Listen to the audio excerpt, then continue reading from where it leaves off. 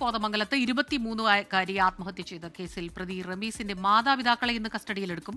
പെൺകുട്ടിയുടെ സഹോദരന്റെയും അമ്മയുടെയും ആശുപത്രിയിലേക്ക് കൊണ്ടുപോയ ഓട്ടോ ഡ്രൈവറുടെയും വിശദമായ മൊഴി രേഖപ്പെടുത്തി. റിമാൻഡിലുള്ള റമീസിനെ ഇന്ന് കസ്റ്റഡിയിൽ വാങ്ങി ആലുവയിലെ വീട്ടിലെത്തിച്ച് തെളിവെടുക്കും. പെൺകുട്ടിയുടെ ആത്മഹത്യ പ്രധാനമായിട്ടും പറഞ്ഞിരിക്കുന്നത് റമീസിനെ കൂടാതെ റമീസിന്റെ മാതാപിതാക്കളുടെ പേരുകളാണ്. അതായത് റമീസിന്റെ ഭാഗത്തുനിന്ന് തെറ്റുകൾ ഉണ്ടായി എന്ന് പറഞ്ഞിട്ടും അവർ ഇടപെട്ടില്ല. അവർ ഒരു ഘട്ടത്തിൽ പോലും റമീസിനെ തിരുത്താൻ തയ്യാറായില്ല. തന്നെ മതപരിവർത്തനത്തിന് വേണ്ടി നിർബന്ധിക്കുകയും ചെയ്തുകൊണ്ടേയിരുന്നു.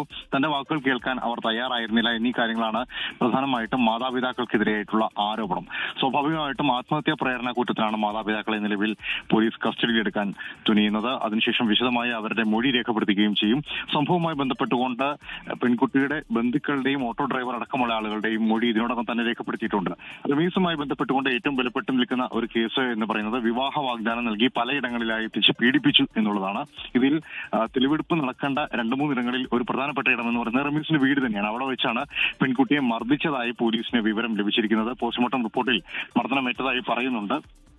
ഇതുമായി ബന്ധപ്പെട്ടുകൊണ്ടുള്ള തെളിവെടുപ്പിനാണ് റമീസിനെ കസ്റ്റഡിയിൽ വാങ്ങി വീട്ടിലേക്ക് എത്തിക്കുന്നത്. ഇതിന് പുറമെ പലയിടങ്ങളിലും ഇരുവരും ഒരുമിച്ച് താമസിച്ചതായി പോലീസിന് ബോധ്യപ്പെട്ടിട്ടുണ്ട്. ഇവരുടെ ചാറ്റുകളിൽ നിന്ന് റമീസും പെൺകുട്ടിയും തമ്മിലുണ്ടായ അസ്വാരസ്യത്തെക്കുറിച്ചും പ്രശ്നങ്ങളെക്കുറിച്ചും തെളിവുകൾ ലഭിച്ചിട്ടുണ്ട്. പെൺകുട്ടിയുടെ ഫോണിൽ റമീസിന്റെ മാതാപിതാക്കളുമായി നടത്തിയ സംഭാഷണങ്ങളുടെ വിശദാംശങ്ങളുമുണ്ട്. ഇതിന്റെ എല്ലാം അടിസ്ഥാനത്തിലാണ് നിലവിൽ അന്വേഷണം മുന്നോട്ട് പോകുന്നത്.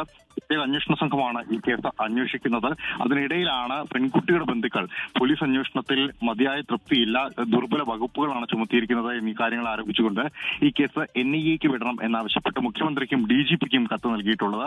പ്രധാനമായിട്ടും പുറത്തുനിന്നുള്ള ആളുകളുടെ സമ്മർദ്ദം മൂലമാണ് മതപരിവർത്തനത്തിന് അവർ നിർബന്ധിച്ചതെന്നും ഇതിൽ മറ്റാരുടെയെങ്കിലും ഇടപെടലുണ്ടോ എന്നീ കാര്യങ്ങൾ അന്വേഷിക്കണമെന്നും ആവശ്യപ്പെട്ടുകൊണ്ടാണ് NIA അന്വേഷണം എന്ന രീതിയിലേക്ക് അവർ മുന്നോട്ട് പോകുന്നത്. പോലീസിന്റെ അന്വേഷണത്തിൽ നിലവിൽ മതപരിവർത്തനം അടക്കമുള്ള കുറ്റങ്ങൾ ചുമത്തിയിട്ടില്ല.